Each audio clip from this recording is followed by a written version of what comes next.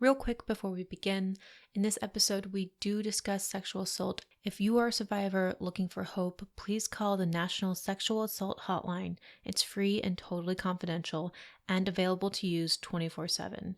The number is 1-800-656-HOPE. That's 1-800-656-4673. On with the show.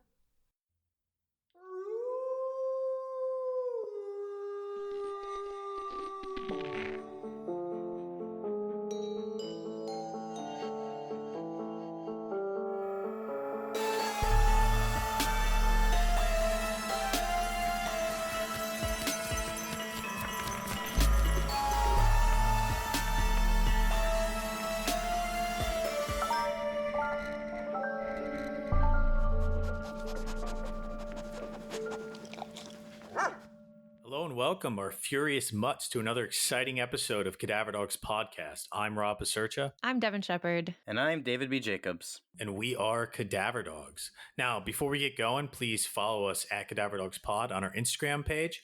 And Devin actually has a really exciting announcement for us. Yeah, we have t-shirts. What? We have Cadaver Dogs branded t-shirts. I'm really excited. You know, I really just made these for you guys for Christmas, and then you guys liked them so much. We were like, oh, we should sell these.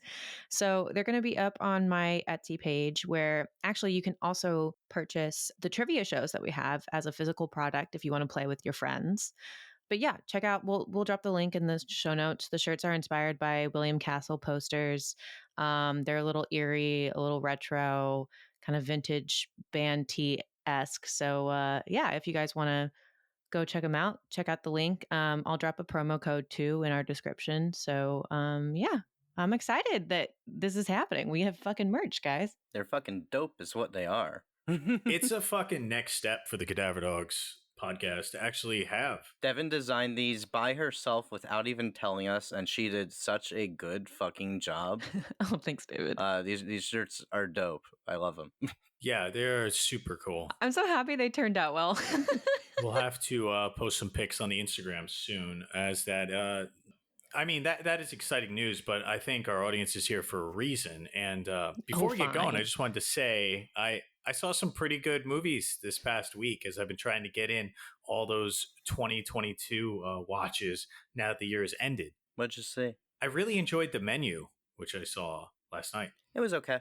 Yeah, I wasn't enthused. Oh, I was blown away. I thought it was awesome. It was very funny. It's kind of like a satire of like the fine dining stratosphere. Have you seen a Triangle of Sadness? No.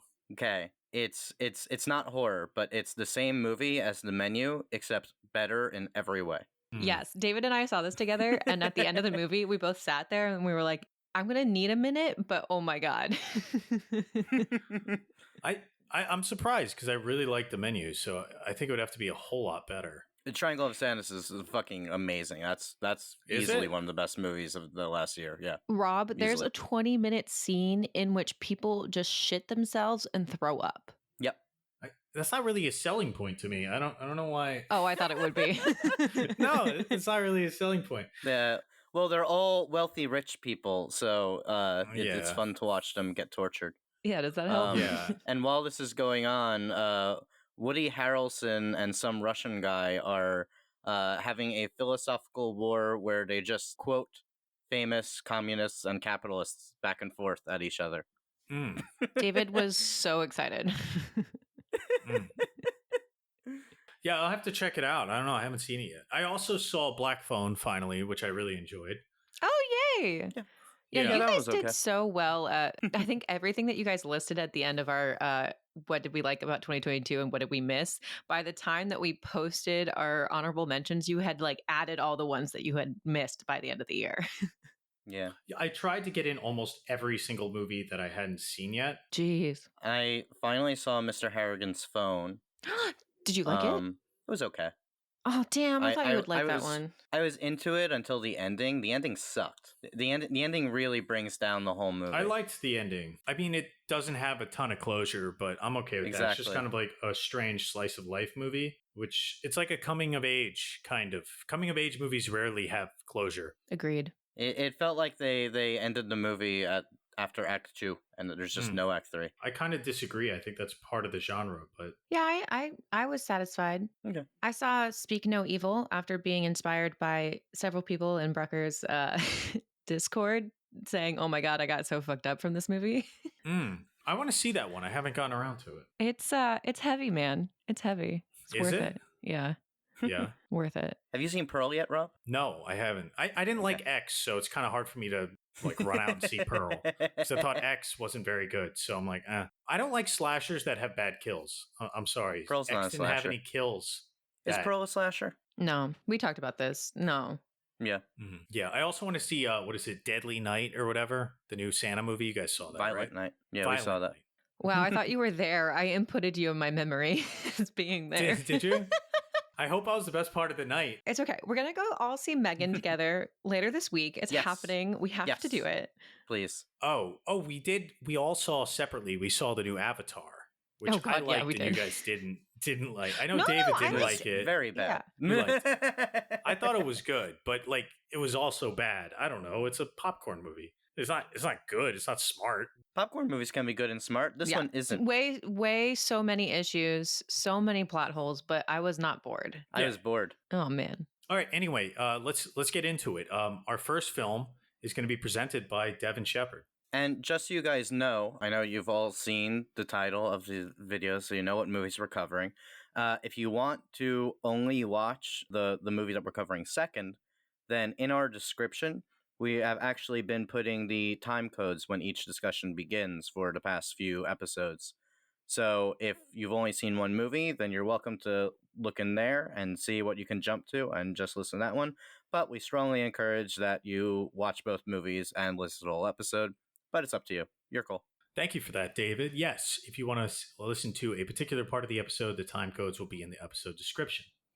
So our first film is presented to you by Devin Shepard. The Wrath of the Aeneas, punisher of men for crimes against the natural order, goddesses of vengeance and retribution in Greek and Roman mythology, summoned by victims seeking justice, pursuers and tormentors of the wicked until they atone for their crimes. Meredith's last relationship was abusive. Now finally freed, she is healing and learning not to absolve a man for his transgressions against her. And having learned that, it's time to get fucking laid. Meredith met Bruce at an art gallery opening and was instantly charmed. They've taken things seemingly slow, her even keeping his identity from her friends. But this weekend is the weekend for intimacy. Bruce is taking Meredith to his remote cabin in the woods. Up there, Bruce continues to charm Meredith with a rustic home, a well-cooked meal, records, art, and some wine. Despite all the romance, however, Meredith keeps hearing a voice to tell her to leave. No, really, there is a disembodied voice telling her to leave. As she starts to see a woman walking around outside. Is this cabin haunted? She confides her fears in Bruce, who brushes them off and starts to act a little aggressive. Fearful and triggered, Meredith asks if they can leave. She grabs the keys, but before she can reach the door, Bruce strangles her to her death.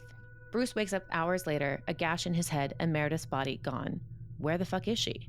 As Bruce searches for her, he begins to hear and see things. Maybe this place is haunted? Nope, actually, it's the Furies, or the Aeneas of Greek and Roman mythology that we learned of in the beginning. They are there to exact vengeance upon Bruce for the death of not only Meredith, but the many women who came before her. Bruce pleads, it's not him. It was a thing in his head that makes him do it. Actually, it's a thing in his head that does it. It's uncontrollable. The Furies aren't taking this. He must admit what he's done. They psychologically torture Bruce for what seems like hours as he wrestles with his own convictions, shown through experimental imagery and sequences. The film ends with Bruce unable to properly atone for his sins. Instead, he is marked to die, slashing apart his body with his own hands, as Meredith looks on. This is A Wounded Fawn, directed by Travis Stevens, written by Travis Stevens, as well as Nathan Vaudry. Yeah, so thanks for that intro, Devin. I'm really interested in something strange this movie kind of did. It seemed to switch perspectives. So I was wondering why you think they made the decision to switch main characters in perspective from Meredith to Bruce. You know what? So we thought of this question. So I'm curious if it really does. Because we do start with Bruce and then we spend some time with Meredith, and then we spend time with both of them. So almost to me, it's like introducing these two characters that then come together in the end. And in fact, like Travis does lay this out as a 3-act structure, that he does that in a way to present both of them as main characters. I don't know if you guys have other insight. I gotta tell you, I see the movie really at just two parts. Same. Okay, Yeah. maybe it's two parts. No. I think he intended it to be a 3-act structure. I just don't know if it was successful. I also don't really see the purpose of spending so much time as Meredith being the main character when it seems like this movie really wants to be a psychological thriller inside Bruce's head, more or less, which is probably the argument a lot of people would have, or the way I think the movie makes sense, because it doesn't really make sense if it's not in his head, unless it's a real like supernatural occurrence. Which, I mean, maybe you could argue that's what happened.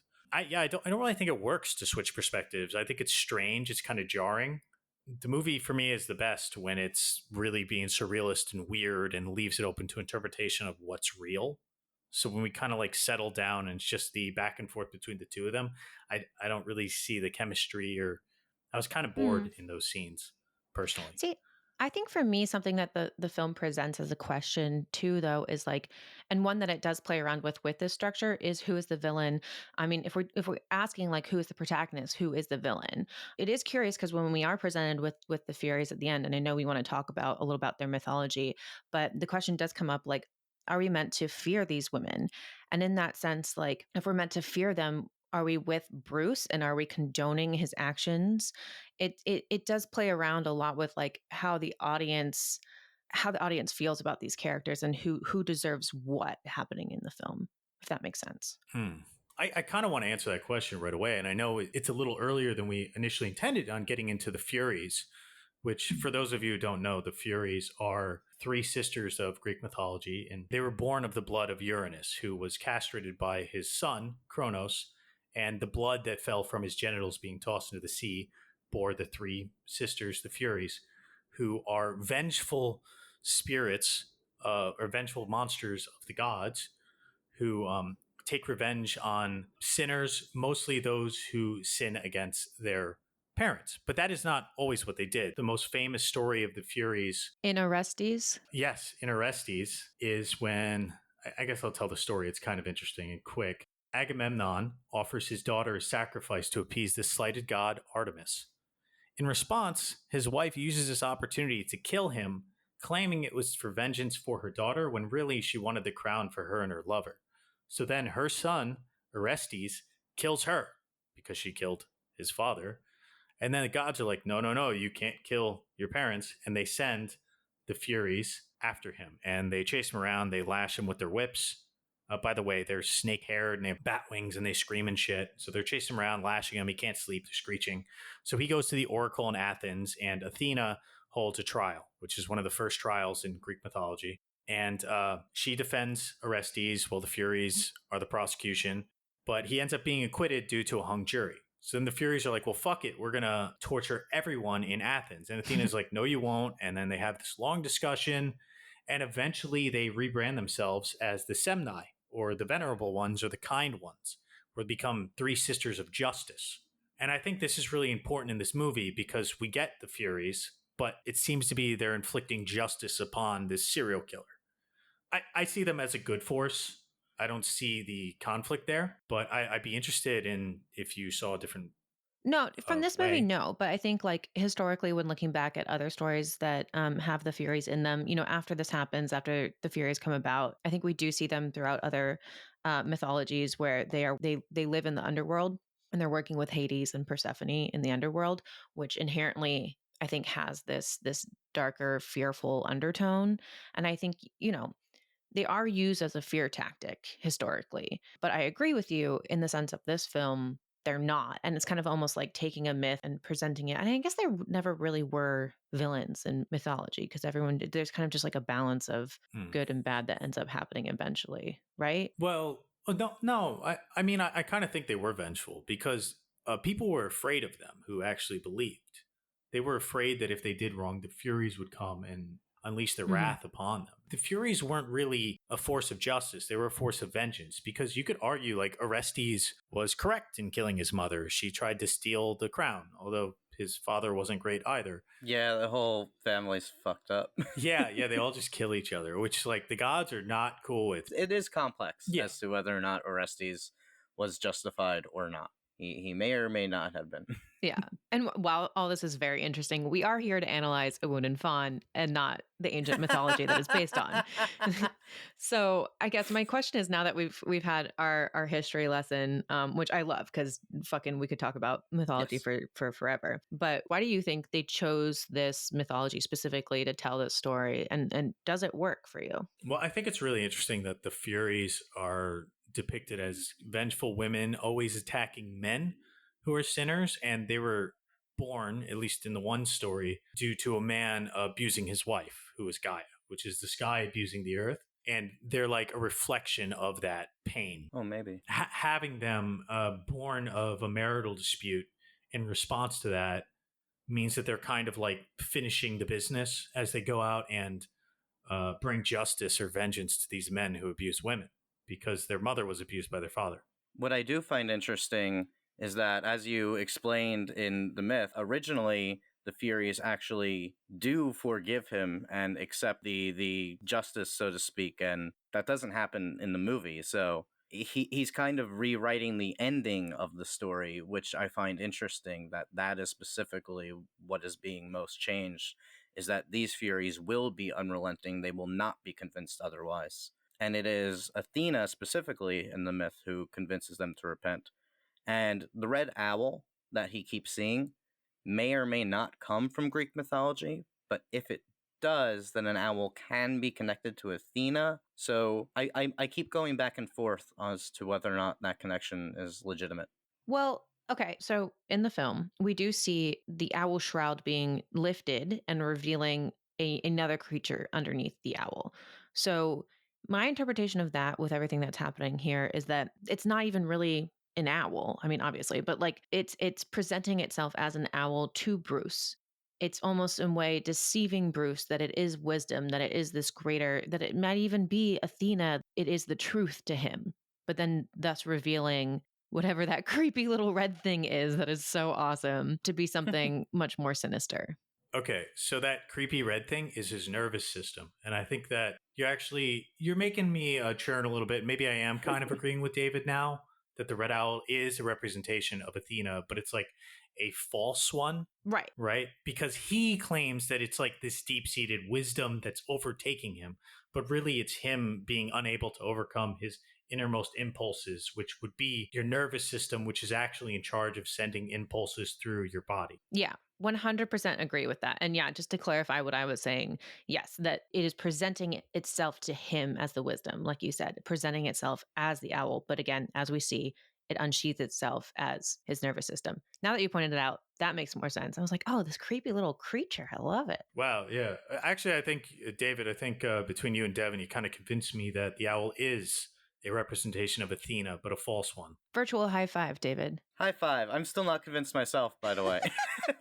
False. It's false. Because there's also the weapon he uses is not Greek, so he's not exclusively Greek imagery. That weapon is called, I'm going to butcher this, it's called a bagnak. It's an assassin's tool made in India. It was made to look like a tiger attacked someone so that it wouldn't be traced back to a person. Yeah, but Travis Stevens literally said it just looked cool. Yeah, pretty much. Like he was just like, oh, it's a cool weapon, which it is. And, yeah, not everything has to be. But it is worth noting that not necessarily everything in this movie is Greek specifically. Yeah. And it could be argued that maybe Bruce's imagery is not Greek, but it's the Greek forces that he triggers, because he's like kind of some pretentious art dude who's like, I'm gonna dip my toes in this culture and this culture and this culture and this culture and this culture. Yeah, that is true. We have to look at Bruce as the character as these are, things that he envisions, and he is a well-trained art collector, supposedly.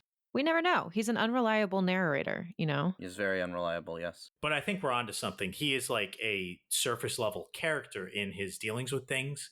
Like he assumes that this bird that's telling him what to do is like this crazy, very interesting, deep wisdom, when really it's just his bird brain, and he's like a sadistic scumbag, who can't overcome his baser impulses. Or doesn't want to. Or doesn't want to. I think we'll get more into that in comparisons. But I did want to ask you guys what you think happened in the end of the movie, because I was actually a little bit confused. You see, he like starts cutting himself with the weapon, and Meredith is standing over and revealing like all the glittery face and whatnot.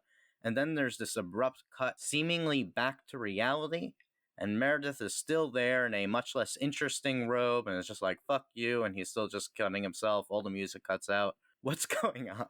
Is she alive? I'm confused. I personally don't think that she's alive. I do think that she did die. I mean, the way that I want to interpret the film is that she did call upon the Furies. I think the importance of cutting back to her is for us to understand that this was Meredith, that, you know, she did bring the Furies. That was her technically under the mask. Like, they didn't just come, and this wasn't just like a godly vengeance. Like, she took the power in herself to make this happen. Yeah, whether or not she died, I believe that she died because I think in order to call upon them, it would make sense. Though they technically are there beforehand. Either way, I don't really care if she's dead or not, I guess. I just like that it gave her power at the end. So you think she called upon him and it wasn't Kate Horna, who was the first victim? Because she kind of shows up. No, that's a good question. Maybe it's all three of them. Or even Lenora, who it turns out there's a real person named Lenora Carrington, and I learned that, and I'm just like, what? Wait, who? What? Oh, you mean the woman at the beginning who was quoted? Yeah.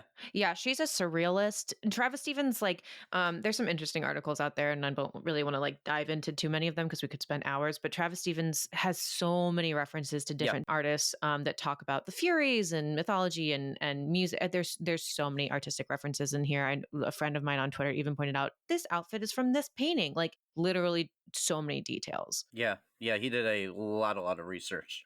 So definitely everything we're talking about, Travis Stevens is well aware of because he looked into this a lot. Yeah, the only thing I can think with the ending, like, it is adding a different layer of reality, but it still doesn't feel like the base reality, and that's why I think I was a bit confused by it. It's also just Meredith, so were Kate and Lenora really there? Was it just Meredith orchestrating everything? That's a good very, point. very strange. I don't know how I feel about it. The movie presents that as the solution, but it just, when you think about it, it doesn't make any sense. In terms of, like her actually orchestrating as, like, operating as a Fury would, making him go insane, you know, with the metaphorical lashes and screeching, like his own internal turmoil. But right, because we do see him hurting himself at the end. So no matter what, like, that is the thing that can be real. Yeah. And maybe in a way, by showing that he's hurting himself, and if she really didn't die and it really was her and there wasn't any Furies and she's just enacting this psychological torture on him, then if he were to accept that psychological torture, it's almost his acceptance of that he's done something wrong and there's something is to atone for. Otherwise, he wouldn't submit himself into this fantasy. Well, I agree with that, because he argues that it's not his fault and he's not in control throughout the entire film a bunch of times. So he knows that he's doing wrong. It's just a question of, like, can he control himself and how much does he care? Because when they get him all fucked up and they're asking him questions, it kind of seems like he pretends to care more than he actually cares. He sees himself as a victim throughout. And I know we want to talk about this in the comparisons, but just because we're on it now, he does see himself as a victim to this thing in his head, to the red owl, but also to life. He says, you know, I've seen so many worse things out there. And he, in comparison to like him murdering these women, like, he's seen bad things. It's not just like they've had bad things happen to them, i.e. him murdering them. He's gone through so much. And there's so much out there that makes him tortured. And I think at the end too, Meredith, as the Fury, says that he hates women because he doesn't have their power, their beauty, and their life. Like, he's living this tortured life of jealousy. And he's like, oh, you understand me, finally. Yes, they torture me so much because I don't have what they have. He forever paints himself as the victim. It doesn't stop him from masturbating in the sink after he kills them, though. And doing it in the sink is just fucking gross. Like, come on, do it in the bathroom, man. At least the bathroom sink. Like, no gross. kink shaming. Jerking off in the sink? Nah, dude, other people eat out of that. That's gross. Who else is there? Well, she ate what he cooked out of that sink. He just kills her. Yeah, he just kills her.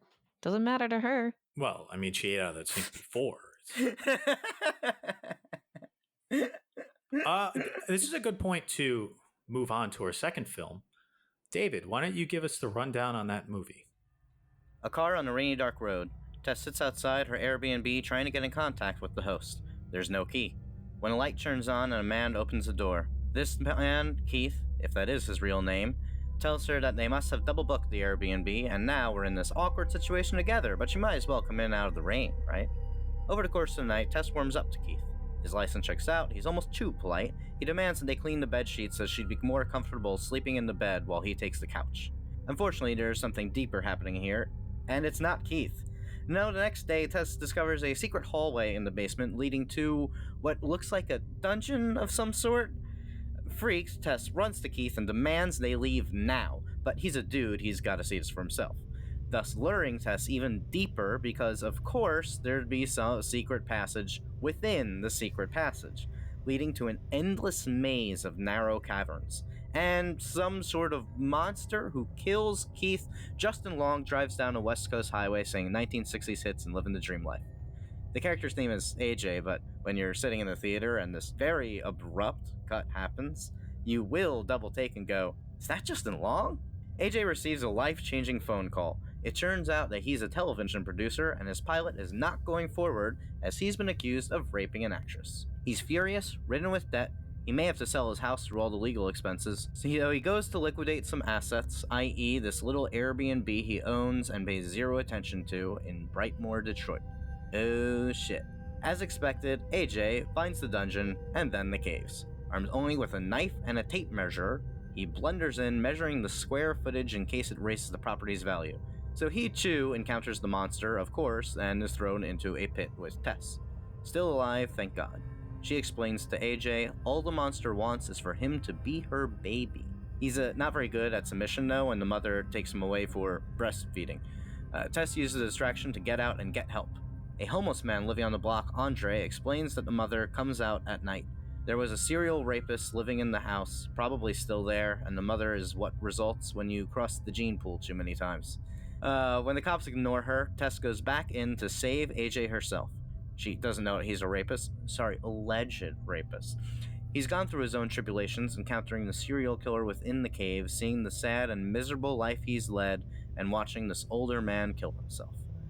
Now, AJ wants to make things right, to be better. Until the big finale when the mother is chasing Tess and AJ up a water tower, and he figures he can get past her with a distraction, which means pushing Tess off the fucking water tower. Mother leaps and saves Tess, cushioning the fall. AJ rushes in to apologize and explain how his hand slipped, but of course Mother is alive too and jumps up and crushes AJ's skull. Then Tess takes out the mother and leaves Barbary Street for good. Barbary Street. So that makes her Barbarian. Written and directed by Zach Krager with cinematography by Zach Cooperstein. Nice intro, bro. Thank you. I spoke fast because I wrote a lot. Wow, you already like have in there. So I have so many questions off of that. But we, I guess I want to start where we started on the last one because this film has a similar structure to A Wounded Fawn in that there is a protagonist swap. We go from Tess to AJ. So Rob, why do you think they did that for this film? Well, unlike the last film, I actually think the perspective change works a lot because this movie is concerned with the relationship between men in power and the women they misuse. So by showing a guy and a girl dealing with that problem on either end of the spectrum, we can explore the current political spectrum of MeToo. And I think Justin Long's character is like the middle ground guy in the film industry rather than like the Harvey Weinstein who would be like Frank. Frank's the guy who was raping all the women and having the inbred children and all that gross stuff. Whereas Justin Long's character, AJ, would be the guy who transgressed once or twice and is like, oh, I messed up. It wasn't my fault. At least it's not systemic and blah, blah, blah. So I think it is kind of an interesting way of like using a horror film to kind of explore those topics. So in that regard, I think it makes a lot of sense to break character and give us both perspectives. And how does Tess's beginning fit into that perspective? So I mean, Tess is obviously important for the plot, but I think she represents like an actress in the film industry who is stuck in the scenario this other guy has put her in. And then not only is he like a perpetrator as well, he can be like, well, I didn't build the system, and the system being the whole house, but he's perpetrating it. And he actually throws her back to the system at the end of the movie. It's like, I need to save myself. Sorry, I can't change the way things are. And he tosses her off. Yeah, I agree with that in the fact that is this plot line that they present with AJ, but I would argue that with the line that they're presenting with Tess and with Bill Skarsgård at the beginning, because I already forgot his fucking name, and then also with Frank, is that this is even more beyond just Hollywood. I mean, this is, it's systematic, but it's systematic in social and in culture as well. I mean, we see that when Tess comes to the cops, they don't help her. It's like an inherent, crazy woman talking to us, like, whatever, we're just going to leave that be. Men have the right of way there. It's sorry, I'm rambling now. But yeah, I think it's bigger than just the Hollywood system, which I think is the importance of Tess's storyline. So, David, in your summary, you ended with that makes her barbarian. So, was your takeaway that she's called Mother? The filmmakers call her Mother. I don't think she necessarily has that name in the film. I forget, but you saw her as the barbarian? I think so. I mean, they do live on Barbary Street, which is amazing. So it would have to be either the mother or Frank, I think, because they're the ones who come from Barbary Street. Or Andre, I guess, the homeless man. Wow, left field. I mean, those are the people who live on Barbary Street, but it's not called Barbarians; it's called Barbarian. So, Rob, did you also take away that the mother was the barbarian? I think seeing Frank as barbarian is probably a better interpretation, but I don't know. I think either way, they both live like barbarians. He has a barbarian lifestyle though, where he just subjugates everyone around him. I think he does. That's a good but way. She of was viewing literally it. born there. Yeah, and the title isn't The Barbarian; it's just Barbarian. So it could be both of them, and it's interesting. And I think what the film does is present these many different viewpoints as we were showing, and that the characters, we see them change so often, and our relationship to them change so often. Whether or not the mother is the barbarian, I think is questionable. I think we do end up sympathizing with her as we learn more and more throughout the film. But no matter what, she is the quote unquote main monster, which I kind of struggle saying that because it's not her choice to be the monster. And Frank created this monster. She's the enforcer. She's the Darth Vader, where Frank is the Darth Sidious. Oh, I think that's, I don't want to go too far into Star Wars, but I don't know. Yeah. He's the big bad who you barely see, and she's the one who's actually doing everything. See, I would call her, even though there's a more evil force behind her. I would call her Frankenstein's monster, and I would call Frank Dr. Frankenstein. Ooh. I think that's a... His name is Frank. His name is Frank. Yeah. Yeah, that's actually probably what they were going for. I like that a lot, actually. Yeah, I think she's kind of like the bride of Frankenstein, sort of. It's like Frankenstein's monster and his bride, because he was like not only creating, well, he was creating them, then he was sleeping with them and creating more until it became Big Mama. Yeah, who, it is the bride and the monster at the same time, because it's his daughter and his lover. Yes. Yeah. And his granddaughter. I think. Shouldn't it be called The Bride of Frankenstein's Monster? Anyway, I guess my issue with the film is that, like, while we are presented with this creature that we do end up like understanding and empathizing with a little bit more, we are still meant to fear the mother up to, well, pretty much the entire film until the end. We are meant to fear her. Yeah, but yeah, definitely. I think that makes her a better movie monster, because the best movie monsters we end up sympathizing with, like King Kong, the creature for 20 million miles from Earth, most of those good monsters, Frankenstein's monster. Frankenstein's monster. We sympathize with them, but they're not made for this world. They can't function in it. And because of that disconnect with society, they end up doing villainous things, even though their intentions are not evil. And I think that makes, I know they call her the mother, but she actually doesn't have any children. But they must call her that because she's not the barbarian. Another reason. I wonder if she does have any actual children. I mean, she is called the mother, and she does seem to have this maternal instinct that she's watching maternal videos. Like it might be possible that she has children who died and didn't make it. That's possible, but I don't think Frank, he can barely reach the nightstand. I don't think he ain't pumping. Yeah. Yeah, but that's not how he always was. Oh, yeah. I got the feeling she'd never had kids. That's why she wants to be a mother so badly, and she mothers everyone else. She also has the ability of ripping people's arms off with brute strength. So Frank hitting that, maybe. Right. Younger, I don't know. I don't even want to think about it. But I would assume she's not a mother. She's emulating the only person she knew other than Frank and what she's seen on TV, I guess. That's an interesting point, Rob, that's the only other person that she knew and probably the only person that like gave her any sort of love.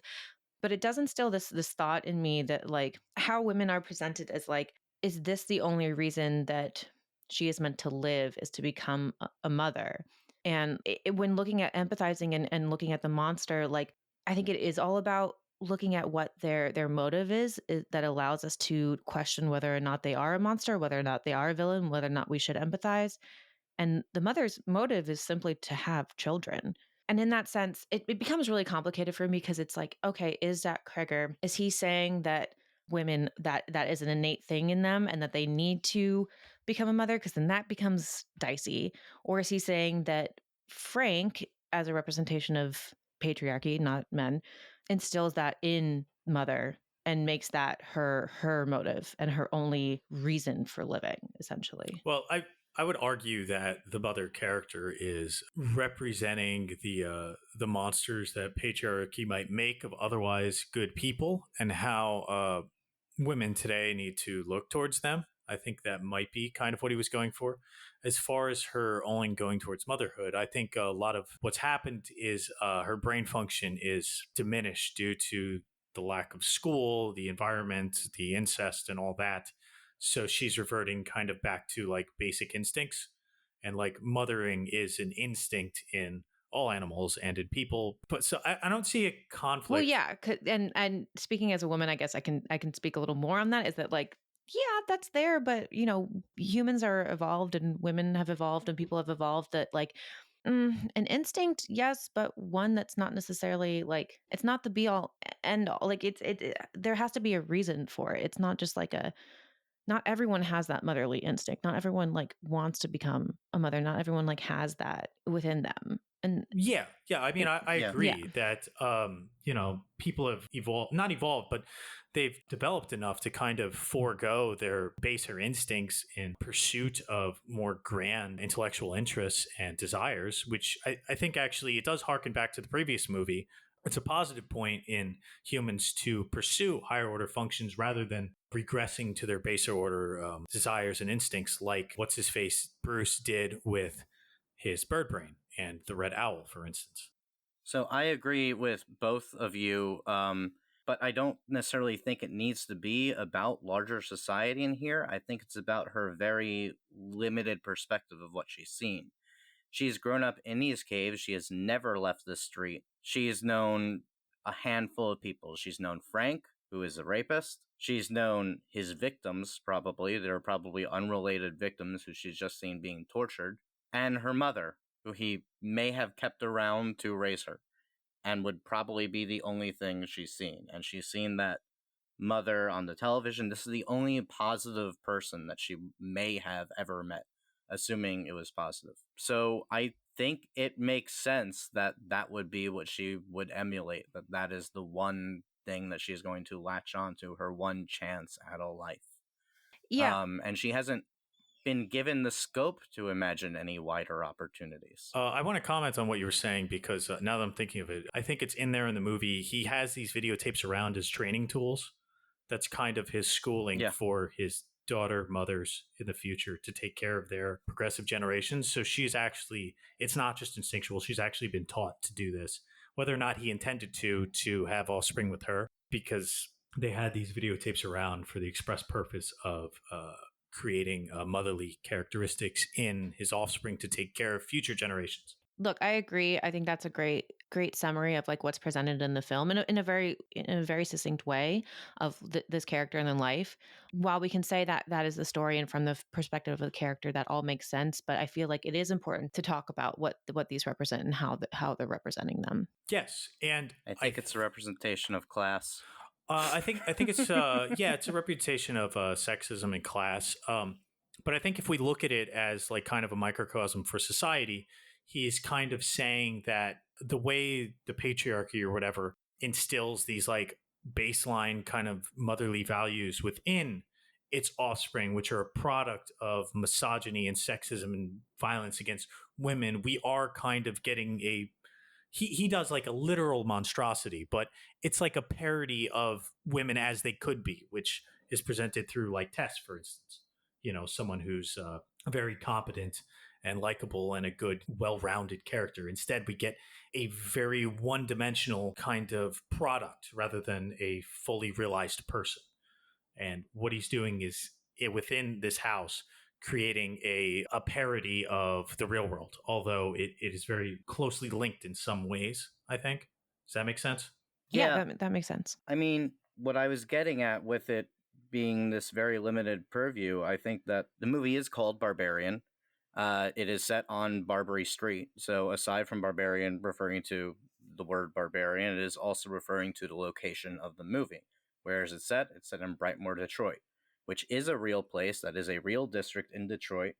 I don't live there. I've never been there, but based on my research, it used to be this very affluent white community, and then desegregation happened, and black people started moving in, and white people fled. They just ran out. They're like, nope, the neighborhood's going to hell is literally a line in the movie, and they all left. Oh, wow. And the government ignored it. Crime rose, poverty rose, and there's just this mass abandonment. And if you go there, then you will, allegedly, according to what I've been reading, that you will see streets like Barbary Street. That there are these places where there are just abandoned house after abandoned house after abandoned house, where nature is taking over.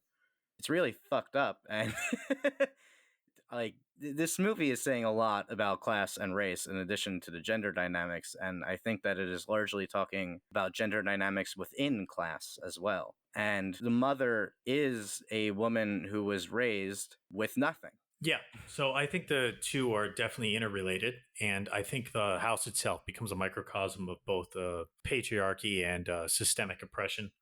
That being said, I am wondering how you think this interrelates with the ability of Frank and, to a lesser extent, AJ being able to get away with their crimes. Well, AJ doesn't get away with it. Yes. Is what I would say. AJ doesn't get away with it, but Frank does. It's definitely a lesser extent for AJ. Which, I mean, AJ doesn't deserve to get away with it. He's a fucking rapist. Frank is a serial rapist. Frank, I mean, based on what we know about people, it's quite likely AJ has done that before. But that is making assumptions. Yeah, I think the difference is that AJ's victim is a famous actress, and Frank's victims are people who live in Brightmoor. As we see throughout the movie repeatedly, the cops don't give a shit about Brightmoor. I was reading some Reddit posts about it, about Detroit, and the people from Detroit said the most unrealistic thing in the movie is that the cops actually show up. That's horrid. That's horrid. I'm like, okay, so it's worse. All right, right. But but Frank does start this before the quote neighborhood went to shit. That's horrid. During, yeah.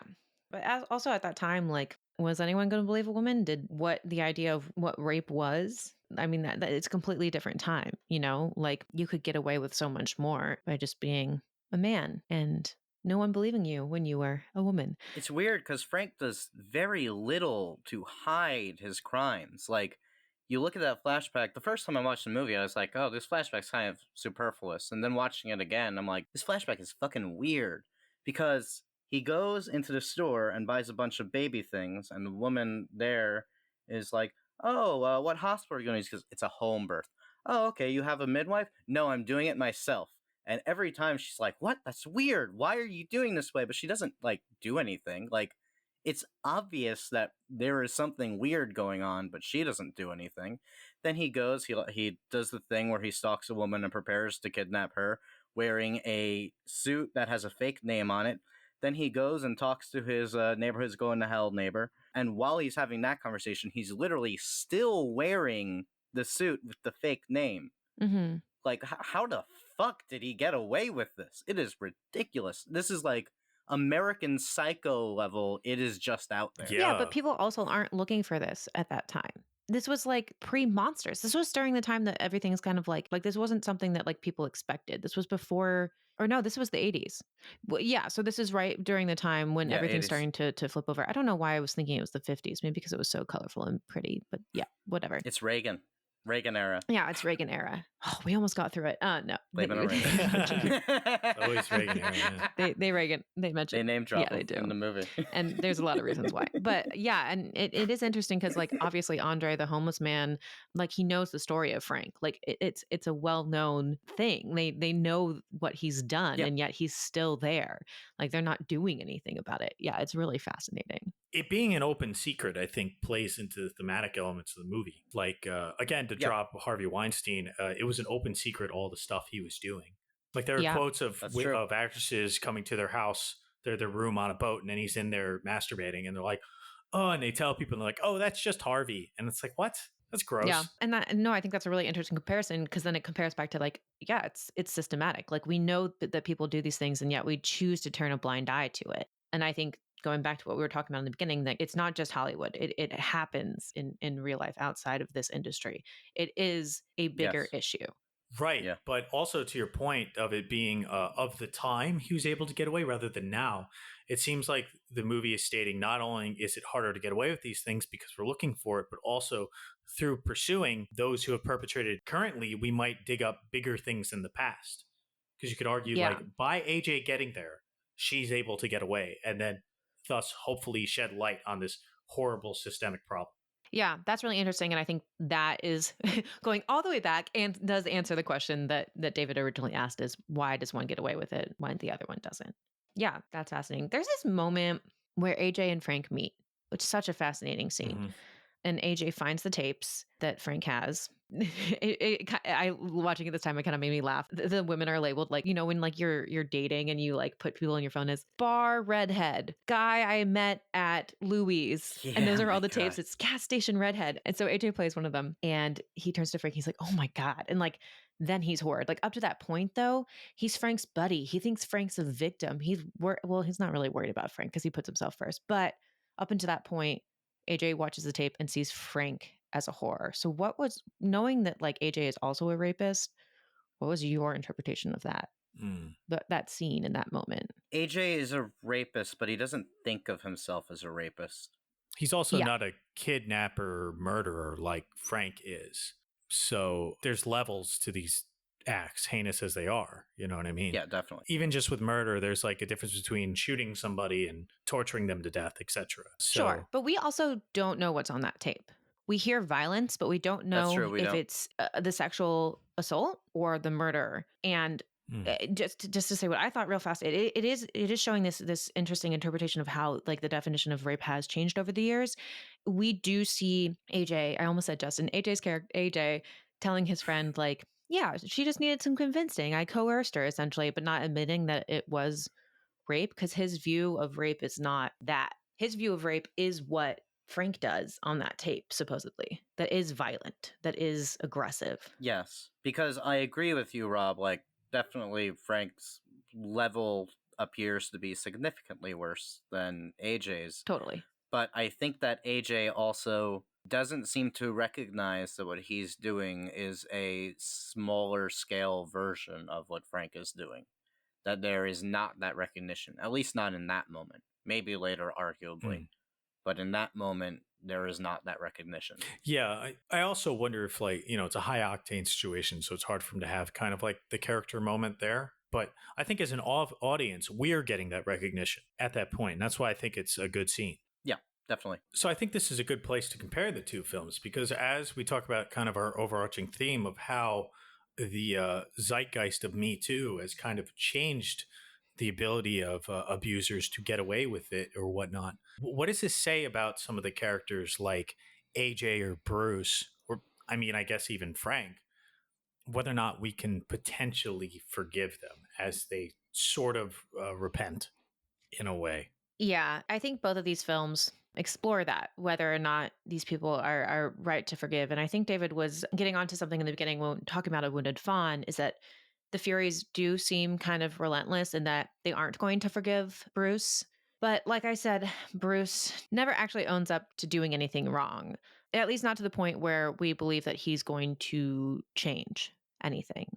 And I think that's personified also in Barbarian with AJ's character. I mean, we do have this. It's a rather hilarious moment, but a pretty good one where they're all sitting around the fire with Andre, and we kind of get this false redemption moment with AJ where the camera slowly zooms in on his face. He's like, maybe I am a bad person, or maybe I'm a good person who just does a bad thing. And then, of course, we see him throw her off the water tower. So he is not, in fact, a good person and does not actually redeem himself. Yeah, I loved the false redemption. I completely fell for it the first time and thought that they were going to give him a redemption arc and wasn't sure how I felt about it. And Yeah. I'm glad that they then take that away. In terms of Bruce, it's interesting because I feel like he does recognize that he's evil, but he then dissociates and he says, "That's not really me. That's the Red Owl." And Yeah. we can debate whether or not we think the Red Owl is real, whether it's actually not part of him or if it is him, which I think it is him. But I think it's a really interesting question to ask how full of shit both these characters are. And I think for me, AJ attempts to repent for it by denying at first and then trying to justify in that it was a mistake. I would never do it again. He does sort of own that he did it, but he doesn't exactly. Whereas Bruce goes further and he explains that it was not under his control. And in doing so, he creates kind of an artistic representation of his bird brain and his willingness to exploit and abuse women through the Red Owl. But as we discussed earlier, if you view the Red Owl as a false interpretation of Athena, you might be commenting that some people have argued the systemic exploitation is an expression of high art, and therefore it's justified. And I think people do that in Me Too when they say, well, yes, he might have abused all these women, but it was a really good fucking movie. Oh. People do say that about things. What is it? Last Tango in Paris, or even Kubrick's treatment of Shelley Duvall. Yes. So, and I think this movie, movie is also commenting on that aspect. Separating the art from the artist. Right. And I would argue that both films are saying that we shouldn't forgive these perpetrators. Yeah, that's really interesting. So then in that sense, so the film A Wounded Fawn would then be arguing we shouldn't separate the art from the artist. Because it is a part of themselves that they put the blame upon. No, I wouldn't say that. I would say that there are expressions of high art that use their artistic status to justify the abuses that are either depicted or within the creation. Sorry, what is Bruce's art? Because he's an art collector, but what is his art that you're referring to? The creation of the Red Owl and the artistic visions that he has. Yes. Is that art? I would say that he's considering them art. He collects these women and adds them to his collection. Yes. I think that's what they're going for. Which is interesting because he does, and I always wondered why he does this. He goes to the buried oil cans with the previous victims in them, and he digs them up, which is a task. And yeah, kind of like opens them up and looks at them like they are his collection. Mm-hmm. It's interesting. Yeah, and he would probably use them as like they're kind of the fuel, like the materials for his artistic collection. And that's why they're in like oil cans, like as if they're needed to create his canvas, which is the Red Owl or whatever, part of his collection. So bringing it back to the point of comparison, it's interesting because I think what these films present in that sense in terms of like, are they pieces of shit? Should we empathize with them? Do they deserve what happens? Do they atone? It comes back to a question of like, is this in their nature? And what I'm getting from Rob's interpretation, which I think is fascinating, is that maybe it's not nature for Bruce. Maybe it's more this artistic need and not necessarily like a systematic. And for AJ and for Frank, it's more systematic and also maybe not. Well, nature, systematic. I'm curious how those combine. I think it's a choice. I think that he may have a nature, but that doesn't mean that he needs to make the same choices that he makes. Of course, he's claiming it's not a choice, but who? Bruce. That Bruce is claiming that he doesn't have a choice, but I mean, I'm on the side that he's full of shit. I think they're both full of shit. For AJ, the evidence to me that makes it like you're questioning it the whole time, but then at the end, after he throws Tess off the tower, And then he's like, "Oh, I'm so sorry. My hand slipped." Like immediately just gaslighting and changing the narrative.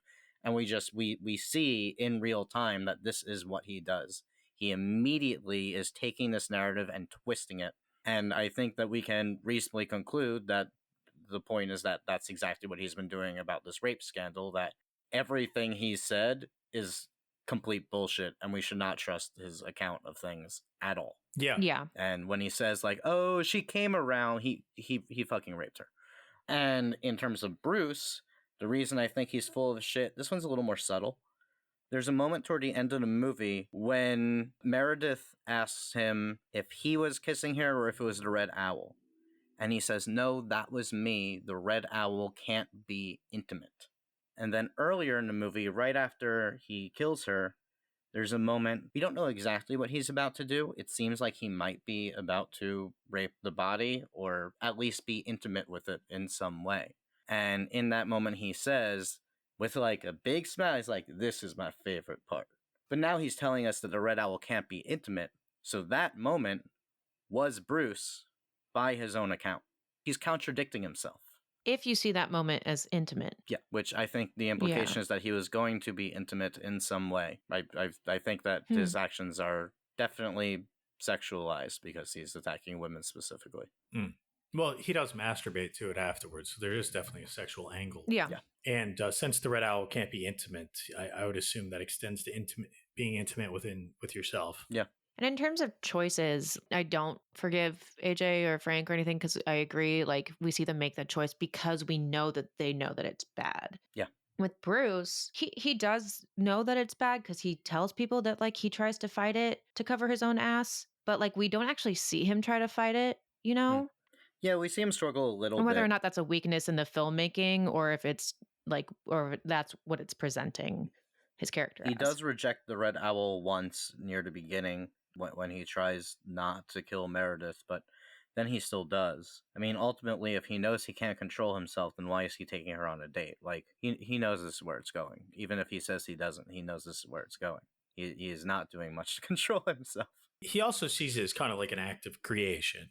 It's like serial killers are often compared with like artists, and like the way they do things. Yeah, like the Black Dahlia, which I think is based on that. And I forget that guy's name, but the fucking creepy surrealist Salvador Dali, the guy who they think did the Black Dahlia, and it was inspired by surrealism. Anyway, continue. So Meredith says that she wrote her thesis on the myth of the muse and the erasure of the female artist. So, of course, the muse is this Greek idea. It's these sort of female spirits that inspire art.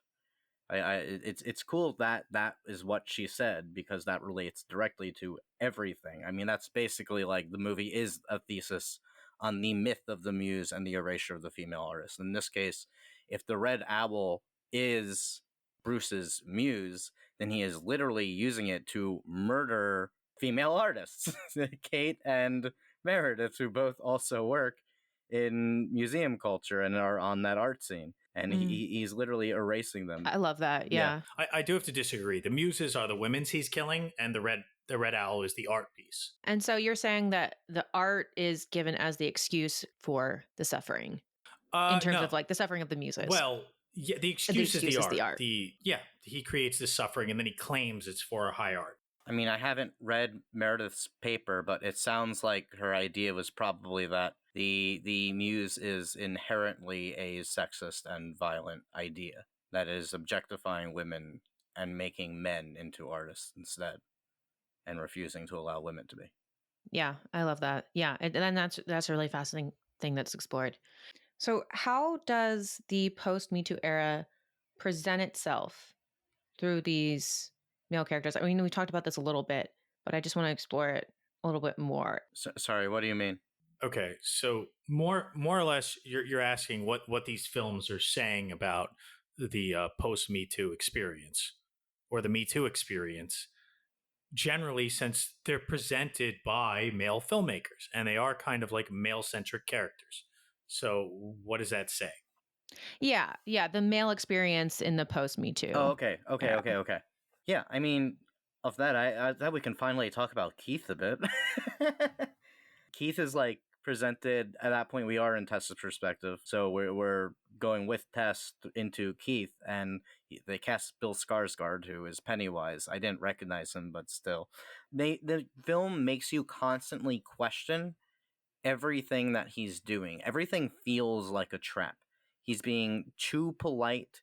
He's forcing her into situations whether he intends to or not. Like he's ignoring her saying like, "No, I'm fine to sleep on the couch." He's like, "No, we're gonna do the fucking laundry." That he's almost overcorrecting so much. You're like, this is a trap. Up until the point when he goes into the passageway and calls out for like, "Help, help." And the first time I saw it, the moment that happened, I'm like, that's a trap. He's luring you down there. That's a trap. Don't go down there. But then when you watch it again, you realize that, I mean, he's still a bit pompous. He's definitely pompous. He's definitely like got these stereotypical male female relationships in mind where the man has to take care of the woman and, oh, I've got to see this for myself. I can go down there. He's not having the same red flags flaring for him at every moment, but he is seemingly meaning well. And a lot of his overcorrecting is almost like he's just so worried about offending her and freaking her out that he is freaking her out by rambling and going too hard and like, I promise I'm not a danger. I don't know, does that make sense? I'm glad you're mentioning the Keith character because he's the first victim of the movie also. So on screen. I think in a wider way, we're kind of seeing how both men and women are negatively affected by this patriarchal sexist machine of industry, I guess. Yeah.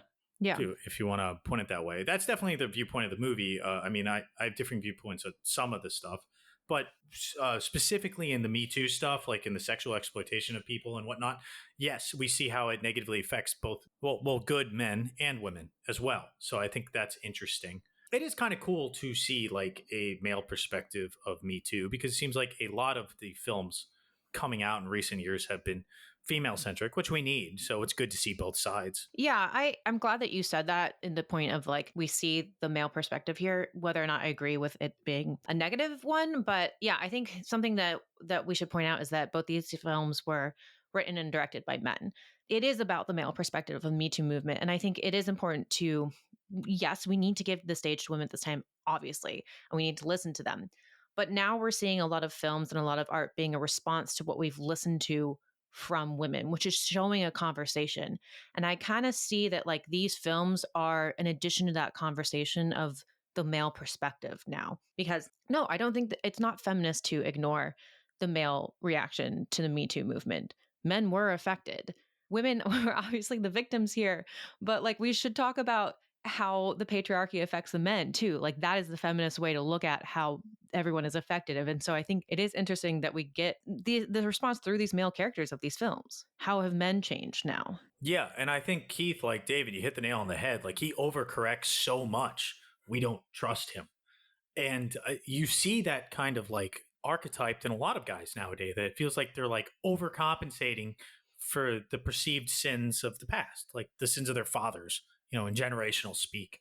He just wants a glass of wine, but he waits for her to get out of the shower so he can go on a whole monologue about he waited so that she would know he's definitely not drugging her. Yeah.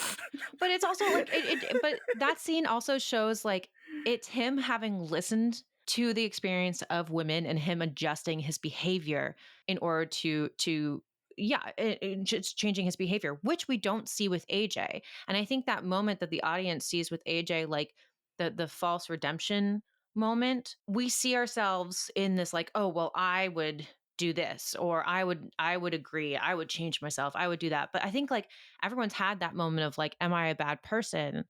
Do I need a change? And especially I think a lot of men during the Me Too era, and I mean like you guys, I'm not a man, so I'm on the opposite spectrum here, but I think a lot of men had that moment where like, oh fuck, what did I do that was wrong? Am I a bad person? I'm pretty sure you guys had that moment. Yeah. And I like how the film goes both ways. Like through pursuing legally AJ, we get to Frank, but then also through unveiling Frank, guys like AJ or even Skarsgaard, who perceivably hasn't done anything wrong, get to re-examine their own existence Mm-hmm. and their own interactions with sexual partners or peers in general, whatever they Yeah. are. And I mean, while Keith hasn't raped anyone that we know of, and there's no indication that he is still like enforcing the patriarchal idea of men needing to be the big strong man. Like he is still reinforcing those stereotypes. So I think you're right, Devin. I think that after Me Too, he probably did examine himself and see flaws that he wanted to correct. Now he could have actually asked her, like, "Is the reason you don't want to drink because you're worried, or do you want me to wait to open the wine?" Like he could have asked her. Yeah. Yeah, but I also think you're going on a stretch here saying he's reinforcing all these stereotypes. Like I in know. general, he's doing all the best things for her. Like he could have easily been like, "Fuck off, you don't have this Airbnb, I do." Yeah. Which honestly, you could definitely see a lot of people doing. And like if he said that to her, she would have been screwed. She would have been in a dilapidated neighborhood where the cops don't respond to anything, and she's a young woman. Like he really helps her out, and he gives her the fucking bed. I probably wouldn't have given her the bed. I would have been like, "I don't know you. I'm gonna sleep in the bed. You can have the Yeah, couch." maybe he's overcompensating, but like at the same time, what I love what you said, David, is that like it shows that he's not perfection. He is a complicated character, and I think like that is such a good representation of what is currently happening. Is we're not in the perfection era yet, and there's still work to be done. And I think like what you were saying, David, that's what I love. Keith still has to like find that balance. What were you going to say, David? Keith, I disagree with you, Rob, because Keith's biggest sin is why everything in the movie happens. He doesn't believe Tess when she tells him, "This is what I saw down there." He doesn't believe her, or he thinks she's overreacting, and he says, "I need to look at this for myself." And then he keeps venturing further into the basement. Like he doesn't even say, "Hey, there's a secret passage within the secret passage. I'm just gonna go down here now." Like it is his. Like he did cause everything. They would have gotten out. People are always I heard a lot of people complaining about the movie and being like, "Oh, Tess makes so many dumb decisions." I'm like, no, Keith made this stupid ass decision. Tess was just trying to make sure he was okay. Yeah, I mean, littered with how many allegories there are in the film, it probably is how you should believe her allegory It's not even or an whatnot. But allegory. I don't think his character is particularly like really stupid. I mean, yeah, he walks down a passage when he probably should have like turned tail. But honestly, what would they have done if they called the cops? The cops wouldn't have shown up, or maybe they would have if they opened the door. Be like, dude, there's some crazy shit down here. I don't know. He's a famous white guy. Who knows? I mean, it's also like a horror movie trope for them to be overly curious. Yeah. Yeah. Yeah. And I think actually you mentioned tropes now. What I love about both these movies is that the women are modern horror women. Tess says nope. Meredith has red flags about everything that's happening. Like she wants to leave. I just love that it shows like a modern woman of like, I'm not stupid. Like if there's something wrong with this guy, and I think that I don't feel comfortable with him being in a remote cabin in the woods by ourselves with this guy that I barely know. Like I'm going to have my guard up. And I love that they show that. Yeah, it is kind of funny now you mention it that in Barbarian, it was the two white guys who were just like, "Oh yeah, I'll just walk down the scary hallway without even really thinking Yeah. about it." And they both just like go for it. It's both of them. I feel like that might Also, actually AJ be brings like, a tape measure, but no notepad. Does he have a perfect memory? How's he going to remember all these measurements? Dude, bring something to write on. Come on. Anyway, I digress. yeah. So, what do you guys think? What's it called Wounded Fawn is saying about the post Me Too movement. I think I kind of went to a whole spiel about how I think it's talking about artistic expression and how that's not worth it and how you can relate that to the Me Too. So there's no need for me to retread that ground. But do you guys have anything more to add? I mean, I think that's a really interesting interpretation and one that I didn't walk away with the first two times that I watched the movie. So I love that. And I think that is really fascinating. I think it also just, again, I feel like I'm maybe not the best person. You guys might have to elaborate on this, but I think it does also explore this sense of boys will be boys, like the sense of like there is something within men that they feel is innate to do certain things, or they were brought up a certain way to do a certain thing, which I think is more a commentary on the patriarchy. And I guess I should stop saying men and I should start saying the patriarchy because it's not all men. And that was really problematic to say, but whatever. But yeah, because I think like There's points where Bruce is like the red owl when he sees something beautiful, he just has to act on it. And he keeps reinstating that it's beauty, it's beauty, it's beauty. And to me, that's almost like, I was horny and I can't really control my horniness. Oops. I sexually assaulted a woman because I was horny is kind of like what I got from that. Yeah, I think the only man in both of these movies who does nothing wrong is Andre the homeless man in Barbarian, who is at first framed as terrifying, but he's actually legitimately trying to help and not for any selfish reasons whatsoever. Just wants to make sure they're okay and know what's up.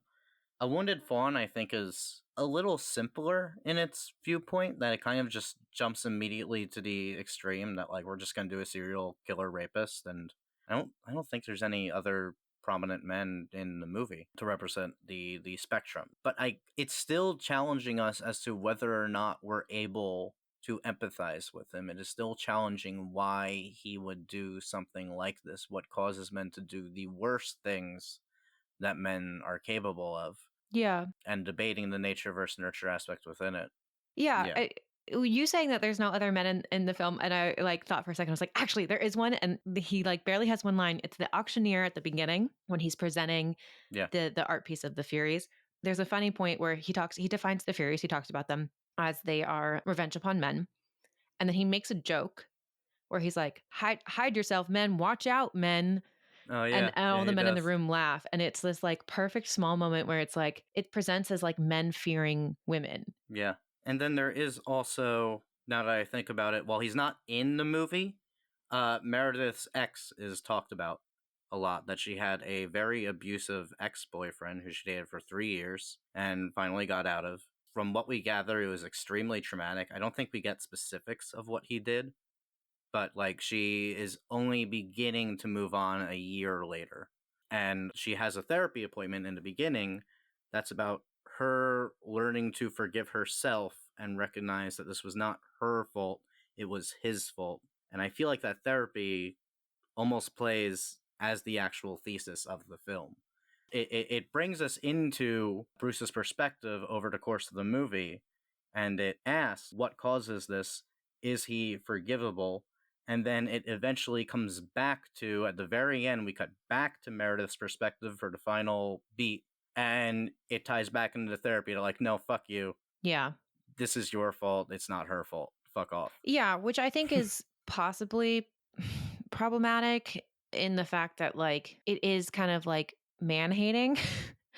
In a bit, like in the therapy room, it's a female therapist, and Meredith goes, I am not going to like forgive him for anything, but in a way that's also saying I'm going to blame him for everything.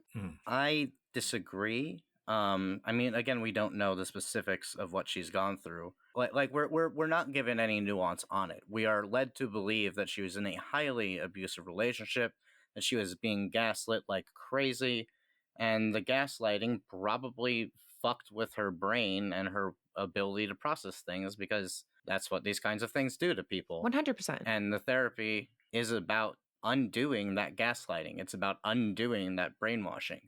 And to allow her to any attempt to empathize with her abuser is like, no, fuck that. Let her recover. Yeah. I mean, I haven't done research on therapy of abuse survivors, but I think that is accurate to how abuse survivors learn to move on. Yeah. Yeah.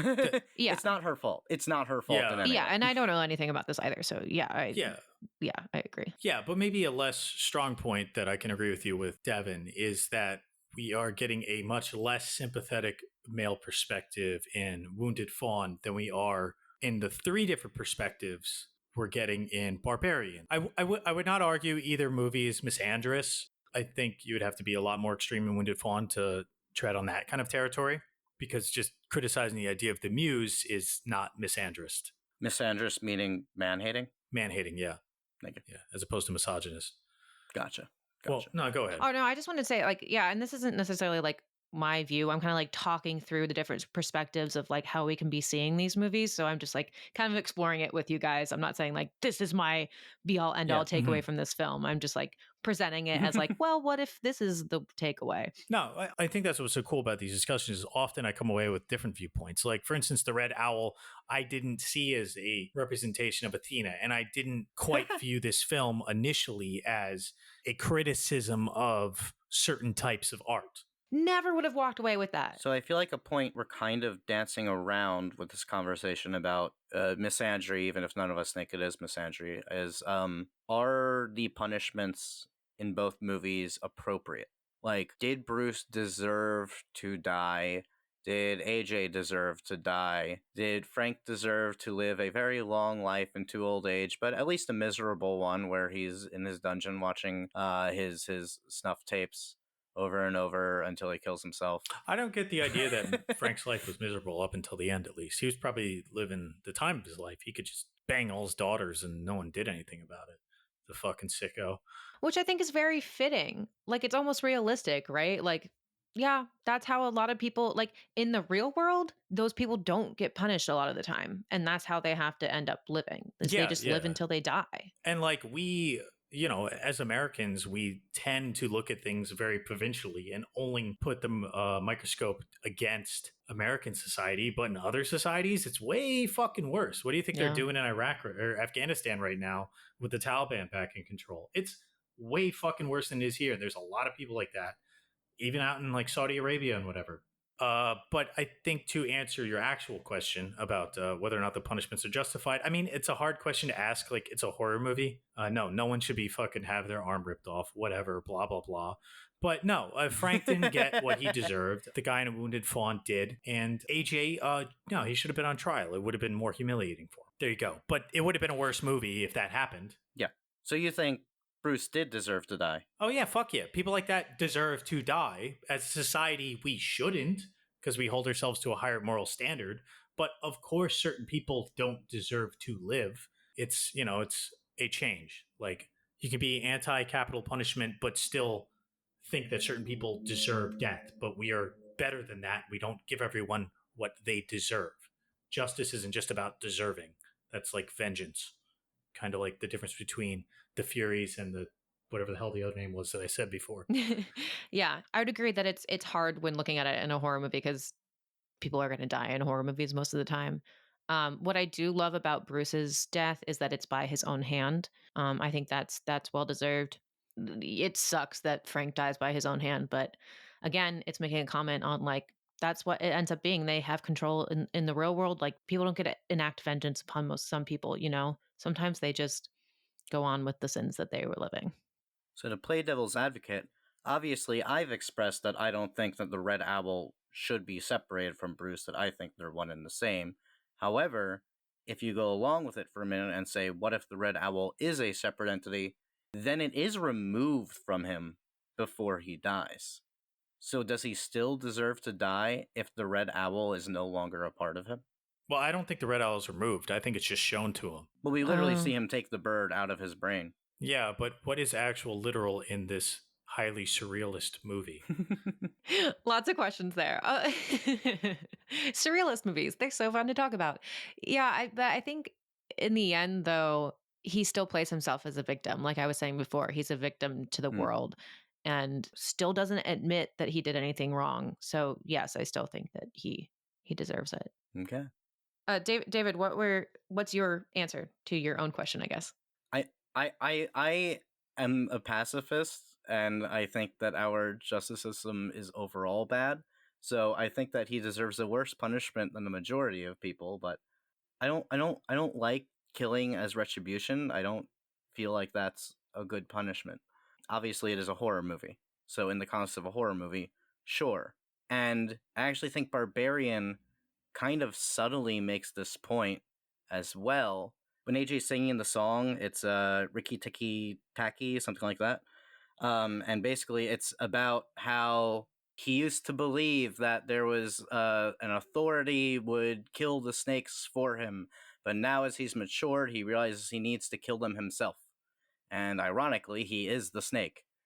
And the idea winds up coming down to that the authorities aren't actually going to take care of these people. So there needs to be a retributive justice from the victims instead. That it winds up coming down to Tess needs to do whatever the fuck she can to get out of there.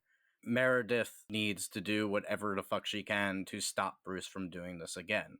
The mother in Barbarian absolutely did not deserve to die, but that was kind of a mercy kill. Because her life was fucking miserable. It's really sad, actually, when you want... She, like, accepts it. She's like, yes, it's okay. You can kill me. It's really sad. It is really sad, but it's a beautiful moment when, like, she finally gets what she does want, which is a daughter to, or it's just somebody to care for her, honestly. And Tess does that. Yeah, Tess shows her empathy in her final moments. Yeah. Which is nice. Okay. Now it's time for my favorite part of the show, which is the bone review section, where we rate each film on a 1 through 4 bone rating system with half bones in between. Starting us off this week with A Wounded Fawn is Devin Shepard. I really liked this movie. I mean, obviously it's a different movie. It's very surrealist, but like, come on. It's so cool to watch this movie as like a love story to like Italian 70s cinema. It looks gorgeous. It was shot on 16. The colors are so Gaiello. It's so awesome. The reds, I mean, come on. Anyone who loves horror movies is just going to fan over that in general. All the artistic pieces of this film, I really loved. The costuming, I'm obsessed. I want all of the outfits that are in there.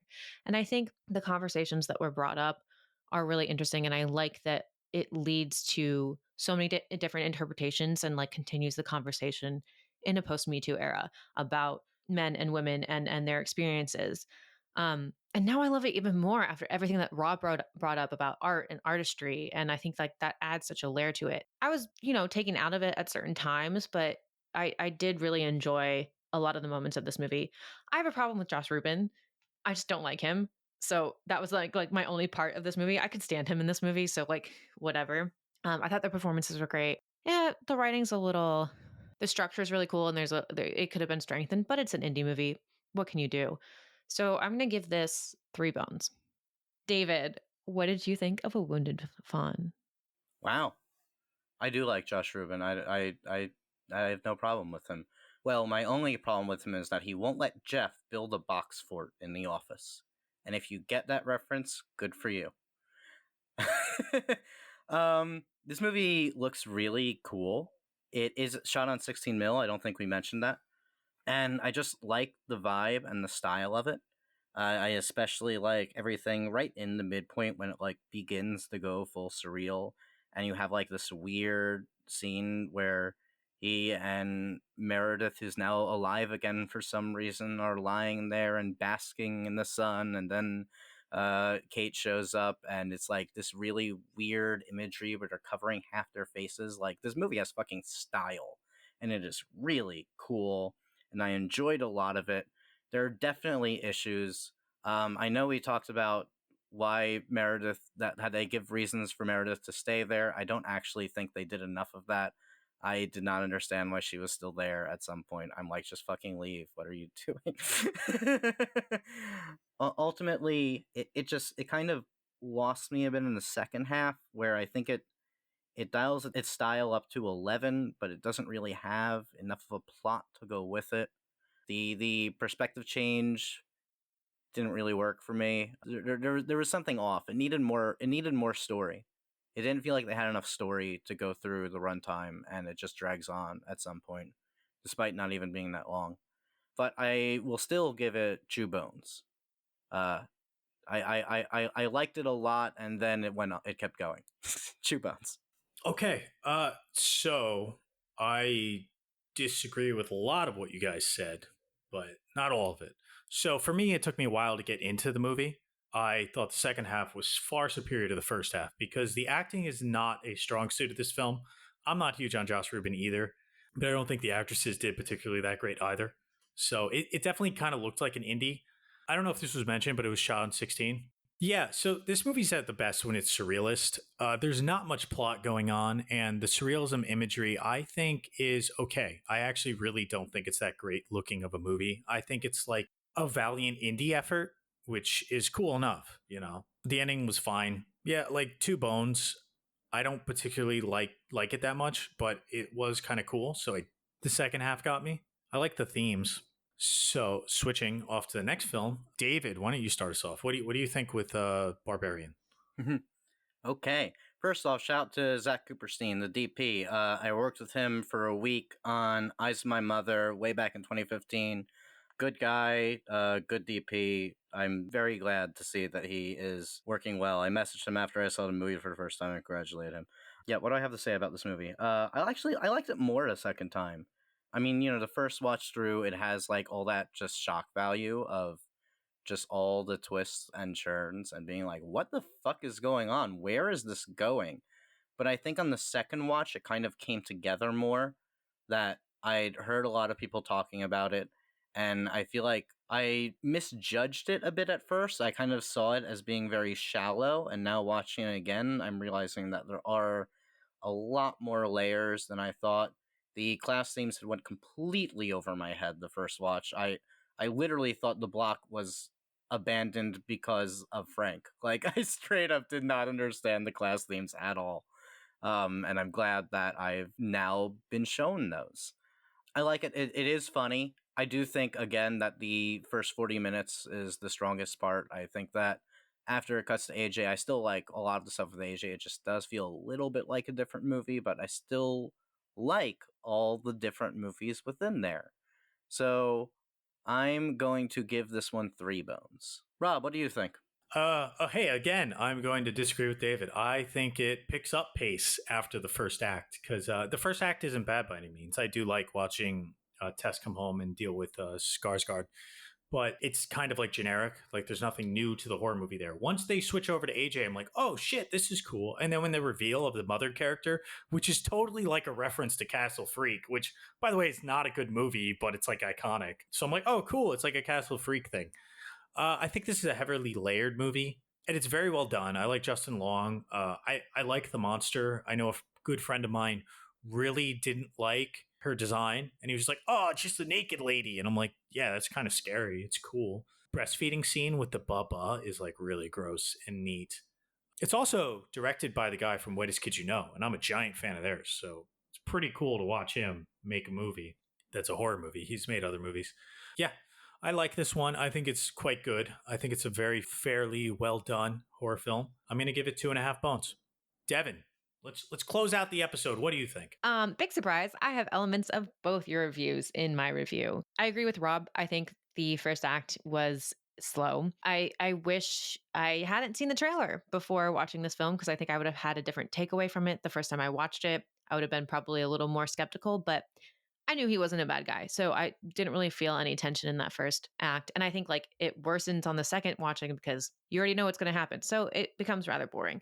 But after Bill Skarsgård goes away, the movie's fucking fantastic and I love it. And I love Justin Long. So it makes it that much better. When I saw it in the theater for the first time, me and a bunch of girls were like, woo, it was funny. I don't know why we love him so much. But anyway, there is so much more here in terms of what it's saying. And there's so many like small detail things that say so much.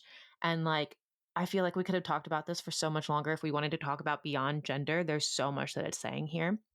And that I love. I think the structure is fantastic. I mean, the fake redemption point was great. So many surprises throughout the film.